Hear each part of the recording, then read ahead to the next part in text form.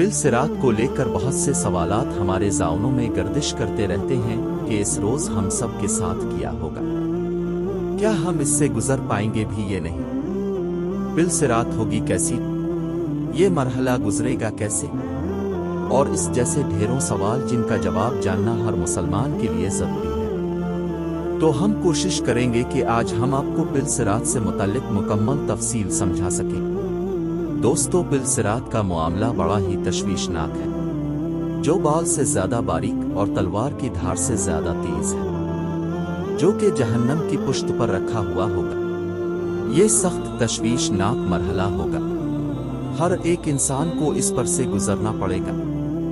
हजरत सैयदना हसन बसरी रहमतुल्लाह अलैहि ने एक आदमी को देखा कि वो हंस रहा है। आपने फरमाया, ए नौजवान, किया तो पिल सिरात से गुजर चुका है।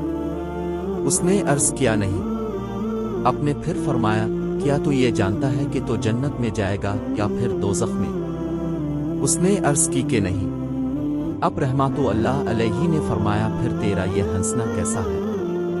यानी जब ऐसी मुश्किलात तेरे सामने हैं और तुझे अपनी नजात का इल्म भी नहीं, तो फिर तो किस खुशी में हंसता है? इसके बाद किसी ने भी इस आदमी को हंसते हुए नहीं देखा।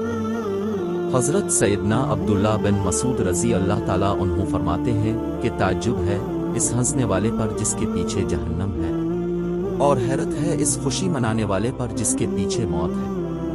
उम्मुल मोमिनीन हजरत सैयदना हिफ्सा रजी अल्लाह ताला अन्हा से मरवी है कि हुजूर अकरम सल्लल्लाहु अलैहि वसल्लम का फरमान है, जो ग़ज़वा बदर और हुदैबिया में हाजिर थे, इंशाअल्लाह वो आग में दाखिल नहीं होंगे।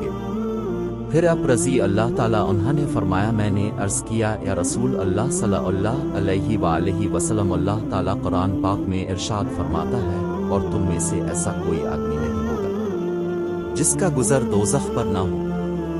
तुम्हारे रब के जिम्मे पर यह जरूर ठहरी हुई बात है। इस पर अब सल्लल्लाहु अलैहि वसल्लम ने फरमाया, किया तुमने नहीं सुना कि अल्लाह ताला ने यह भी इरशाद फरमाया है, और फिर हम घर वालों को बचा लेंगे और जालिमों को इसमें छोड़ देंगे। घुटनों के बिल गिरे।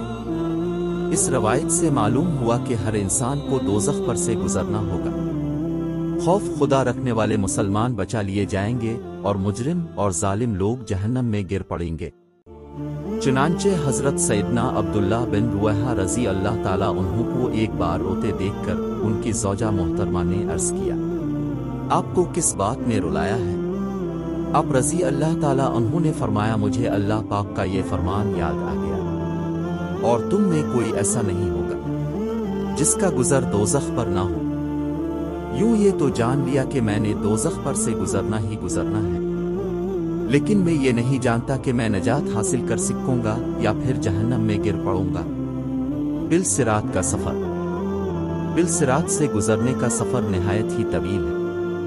चुनांचे हजरत सैयदना फजील बन इयाज रहमतुल्लाह अलैहि से मनकूल है कि पिल सिरात का सफर 15,000 साल की राह है। 5,000 साल ऊपर चढ़ने में लगेंगे, 5,000 साल नीचे उतरने में लगेंगे, और 5,000 साल इस पर से गुजरने में लगेंगे। पिल सिरात बाल से ज्यादा बारीक और तलवार की धार से ज्यादा तेज है, और वो जहन्नम की पुश्त पर बना हुआ है। इस पर से सिर्फ और सिर्फ परहेजगार गुजर सकेंगे। दोस्तों, उस वक्त क्या गुजर रही होगी जब मैदान क़ियामत में सूरज 1 मील पर रुककर आग बरसा रहा होगा। लोग नंगे बदन और नंगे पांव जमीन पर खड़े होंगे।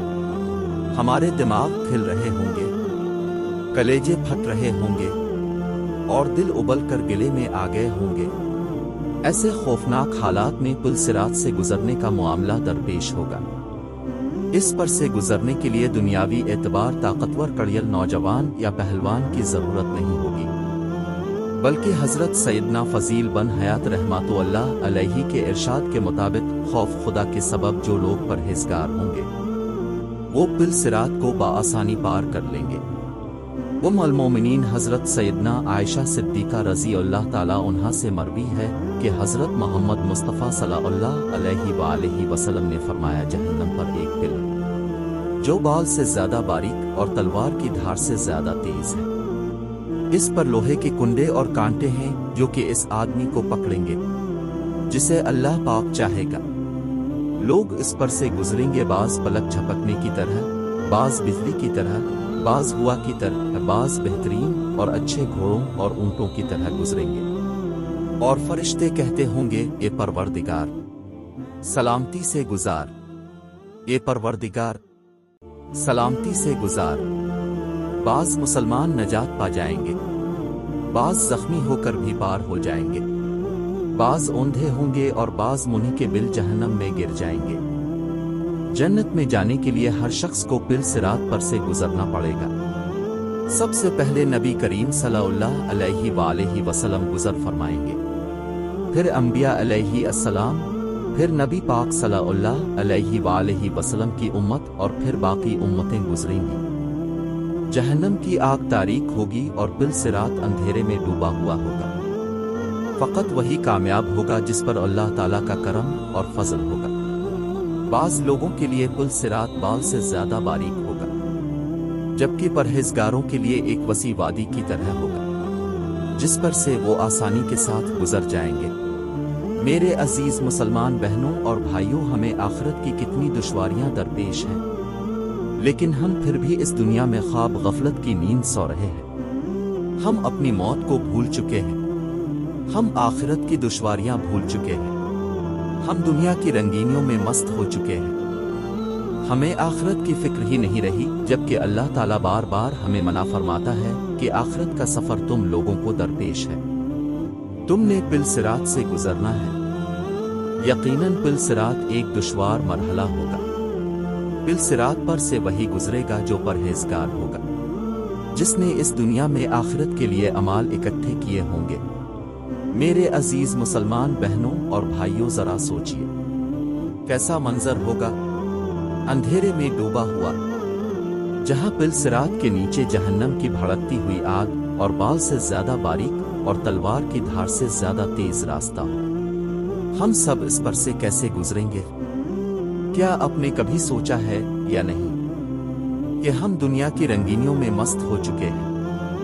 مگر یاد رکھیے، یہ دنیا صرف اور صرف ایک دھوکہ ہے۔ تو میرے عزیز مسلمان بہنوں اور بھائیوں، ابھی ہمارے پاس وقت ہے، ابھی ہم کو موت نہیں آئی، اور ڈرے اس اندھیری رات سے جب چاروں طرف اندھیرا چھا جائے گا اور موت کی سختیاں ہم پر ڈالی جائیں گی۔ لہذا موت آنے سے پہلے پہلے آخرت کے سفر کا کچھ انتظام کر لیجئے، ایسا نہ ہو کہ بعد میں پچھتاوا ہو۔